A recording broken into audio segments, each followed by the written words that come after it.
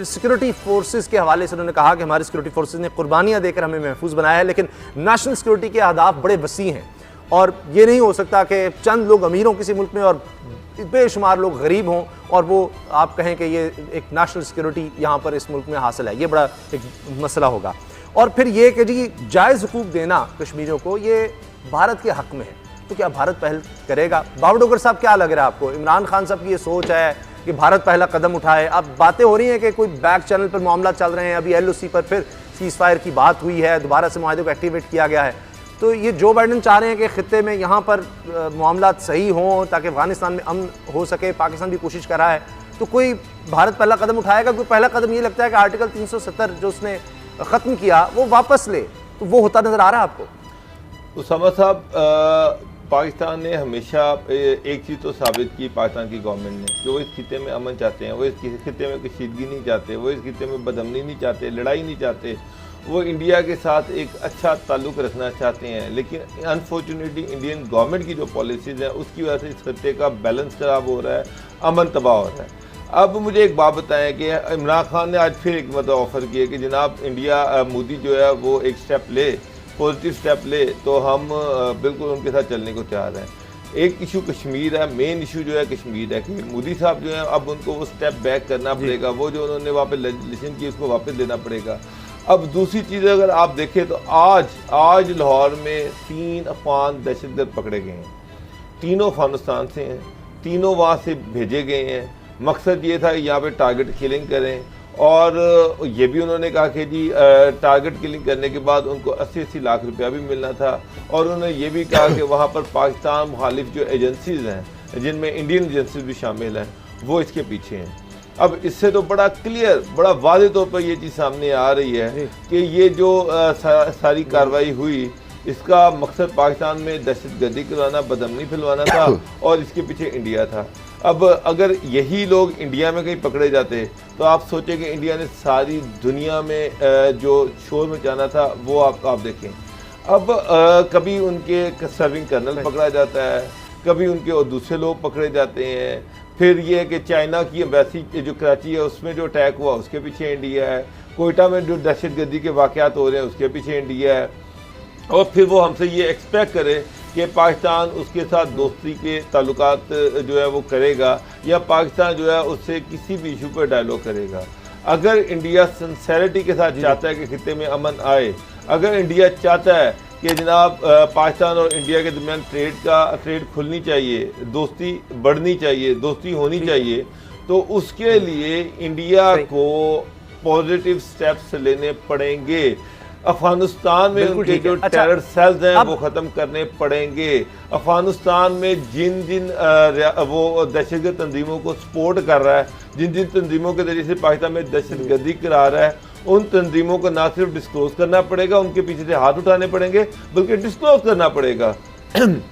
इस तरह के स्टेप्स देखिए, अगर तो एक कंक्रीट किस्म की आप चाहते हैं कि इंडिया के साथ देर पा ताल्लुकात कायम रहें, तो इंडिया को फिर नेक नीति के साथ आगे चलना पड़ेगा। मैंने देखा है कि फैटअप वाले पाकिस्तान ने बड़ी नेक नीति के साथ पाकिस्तान ने हर उस एलिमेंट, चाहे जो मर्जी पाकिस्तान को माजी में इल्जाम लगाए गए, लेकिन मैं ये देख रहा हूँ कि जिस तरह से जमीयतुल दावा को यहाँ से ख़त्म किया गया, जिस तरह से मुख्तलिफ ऐसी जो जमातें थी, जैश मोहम्मद को ख़त्म किया गया, बहुत सारी ऐसी तंजीमें थीं जिनको बिल्कुल खिया से ख़त्म कर दिया गया। इसका मतलब ये है कि पाकिस्तान जो है, पाकिस्तान की जो स्टेट है वो ये चाहती है कि हम अपनी इकोनॉमी की तरफ तवज्जो दें, हम पाकिस्तान को इंटरनली स्ट्रॉन्ग करें। हम नहीं चाहते कि हम किसी भी मुल्क के अंदरूनी मामलात में दखल दें। अच्छा। हम चाहते हैं कि अमन हो। ये एक बड़ी क्लैरिटी के साथ मैं आपको बात कर रहा हूँ कि बड़े हमने बड़े वाज़ेह किस्म के स्टेप्स लिए इस हवाले से, जुडिशल स्टेप भी लिए हैं और अमली इक़दाम किए हैं। अब अगर इंडिया ये चाहता है तो फिर इंडिया को भी अमली इक़दाम करने पड़ेंगे। जी। अब नेशनल सिक्योरिटी की अगर बात होती है, ये बात जनरल कमर जावेद बाजवा साहब ने भी कही थी कि, और बात होती है, ये जब डिबेट होती है आला सतह पर, ये बात होती है कि नेशनल सिक्योरिटी, कौमी सलामती का मतलब सिर्फ ये नहीं है कि आपके पास असलहा है, आपकी फोर्सेस तो अपना काम कर रही हैं, लेकिन इकनॉमिक सिक्योरिटी के बगैर मुआशी इस्तेहकाम के बगैर वो उससे जुड़ी हुई है नेशनल सिक्योरिटी आपकी, उसके बगैर नहीं है। अगर कोई मुल्क मुआशी तौर पर कमज़ोर होता है तो यही होता है। आपने देखा कि उसके बाद किस तरह उस मुल्क में तबाही आती है, या फोर्सेस को फिर कि किस हद तक फोर्सेस काम कर सकती है मुल्क के लिए, जब मुआशी तौर पर कोई मुल्क इतना कमज़ोर कर दिया जाए। तो ये तो माजी में हुआ है। तो असद खलल साहब, ये सोच नज़र आ रही है अब हमारी सिविल हुकूमत की भी, अस्करी क़यादत की भी। तो आपको लगता है इस तरफ जाया जा रहा है, लॉन्ग टर्म प्लानिंग नज़र आ रही है नेशनल सिक्योरिटी की? क्योंकि ये जो बिलियन ट्री सुनामी अगर आप जिसको कहते हैं, या बिलियन ट्री प्रोग्राम कहते हैं, ये भी नेशनल सिक्योरिटी से जुड़ा हुआ है। आपके मुल्क से अगर आप बात करते हैं बड़े बड़े डैम्स की, ये भी नेशनल सिक्योरिटी में शामिल है। अगर आप अब तो तालीम की हवाले से बात करते हैं, वो भी नेशनल सिक्योरिटी में शामिल है। तो कोई भी मुल्क अगर तरक्की नहीं कर रहा तो वो फिर उतना महफूज मुल्क नहीं होता। तो ये कंप्रीहेंसिव एक सोच नज़र आ रही है, इस पर काम होता नज़र आ रहा है आपको असद खलल साहब?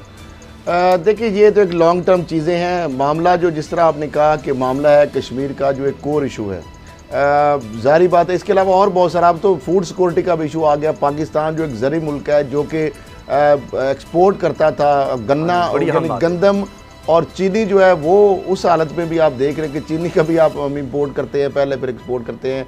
गंदम इंपोर्ट अभी भी अप्रूवल हुई है, चीनी की अप्रूवल हुई है इंपोर्ट की, फिर कभी एक्सपोर्ट की हो जाती है, यानी गोरख धंधा है। मामला ये है कि ये तो एक और बड़ा चैलेंज आ रहा है। आप देखिए ना, ये फसल अभी पिछले साल मई और में फसल आती है और जून में क्राइसिस आटे का पैदा हो गया। अभी भी यही सूरत हाल पैदा हो रही है।